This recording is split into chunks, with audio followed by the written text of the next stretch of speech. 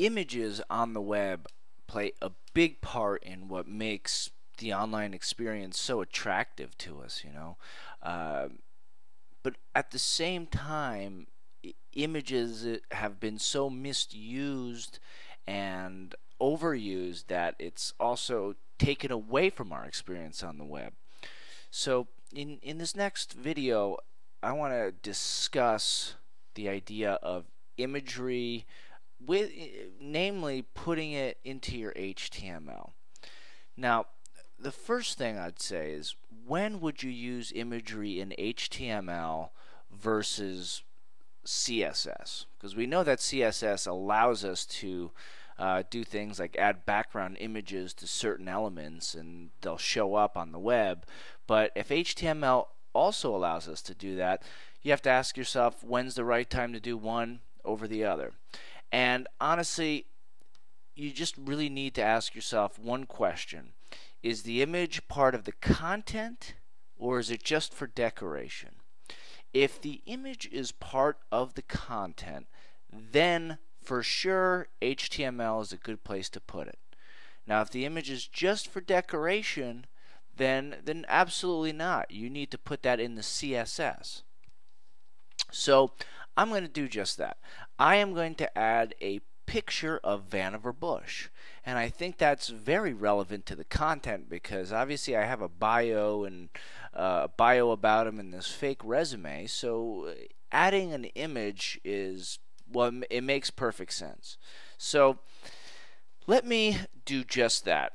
First order of business obviously is I need to find a picture of Vannevar Bush. So let me find one that works for me. I'm going to do a Google image search, and I'm going to find something.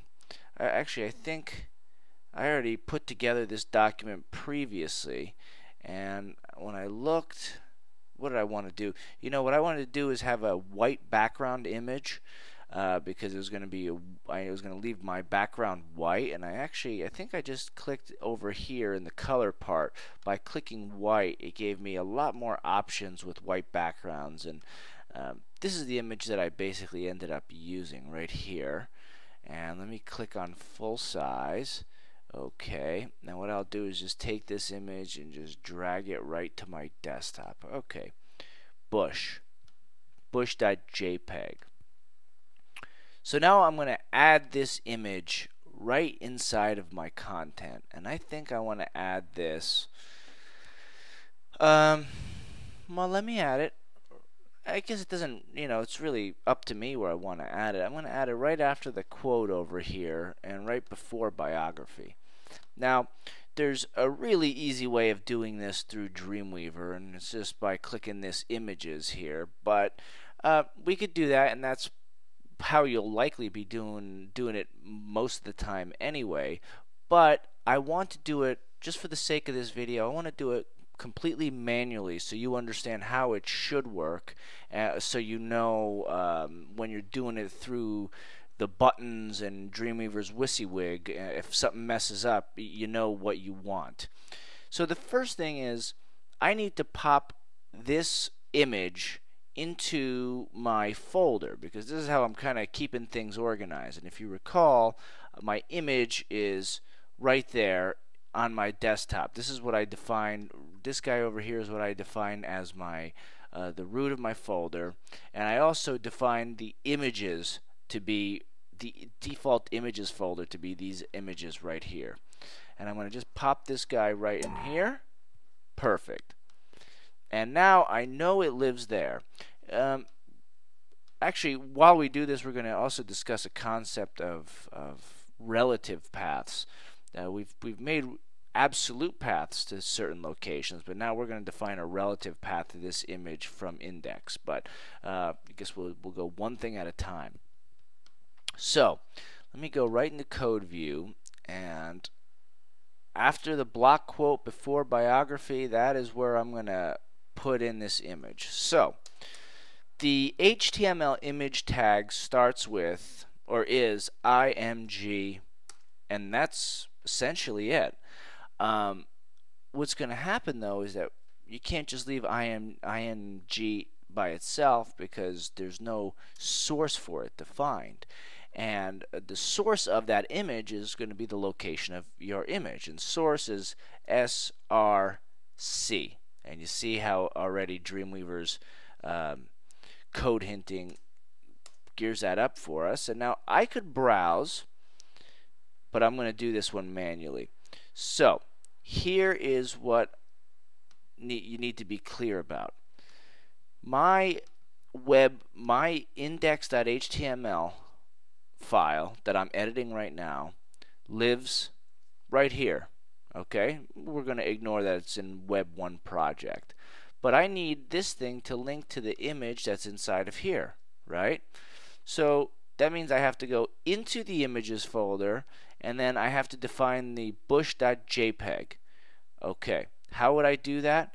Well, from the source, let's just say if this thing was on the web, hypothetically speaking, let's say it was at HTTP, this is how we would do an absolute link, and we'd say bush.jpg. Now, obviously it doesn't live there, but we're just saying that this is an absolute link. Well, ours needs to be relative, meaning that we're going to upload this whole thing to the website, and we want it to point to that folder there no matter where it is. So we need to reconsider how we're going to do that. The first thing is that we know it lives inside of that images folder. So let's start with images, then / bush.jpg. So now let me see. I'm going to flip to this split screen, and yeah, it definitely works. Not bad. So now you saw this is how you just automatically define it. Notice how what's interesting about the image tag, that's the first that we see, is that it doesn't need closing. You see, it just kind of lives by itself. We're used to having tags that need an opening and a closing. Well, the image tag just stands alone, just like this. So that's how we would manually put this image in there. Now, for example, this works because it's here, and this is a relative link.